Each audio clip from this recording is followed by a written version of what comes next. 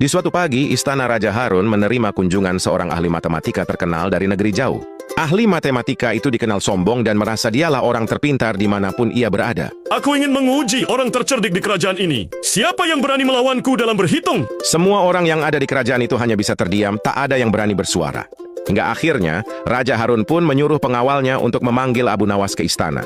Pengawal, panggil Abu Nawas sekarang. Hanya dia yang bisa menghadapinya. Baik Baginda, hamba akan segera memanggilnya untuk datang ke istana.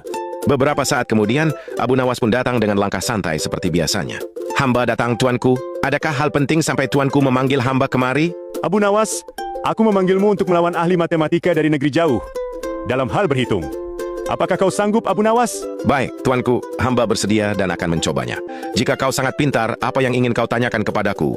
Pertanyaan pertama. Jika satu keranjang berisi 30 apel, dan setiap orang mengambil 3 apel, berapa orang yang boleh mengambilnya sebelum apel itu habis? Abu Nawas pun pura-pura berpikir keras. Dan kemudian ia berkata dengan jawaban aneh.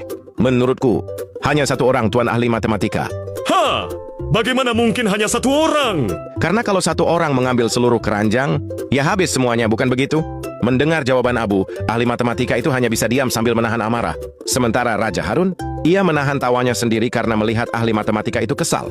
Baiklah. Sekarang, pertanyaan kedua. Jika ada 10 orang berdiri berjajar, dan aku memulai hitungan dari kanan, siapakah orang yang nomor 5? Mudah. Yang nomor 5 adalah orang yang berdiri di antara nomor 4 dan 6. Itu jawaban. Tidak berguna. Tuan, pertanyaanmu rumit hanya karena kau mempersulitnya. Padahal jawaban selalu ada jika kau melihatnya dari sudut yang lebih sederhana. Mendengar jawaban Abu, ahli matematika itu pun terdiam, wajahnya merah padam. Kemudian ia langsung pergi meninggalkan orang-orang di sekitarnya. Abu Nawas, kau benar-benar mengalahkan ahli matematika dengan cara yang tidak terduga. Abu Nawas hanya tersenyum lembut, sementara orang-orang bertepuk tangan. Berkat kecerdasan Abu Nawas mengalahkan ahli matematika yang sombong itu. Terkadang masalah hanya sulit karena kita sendiri yang mempersulitnya.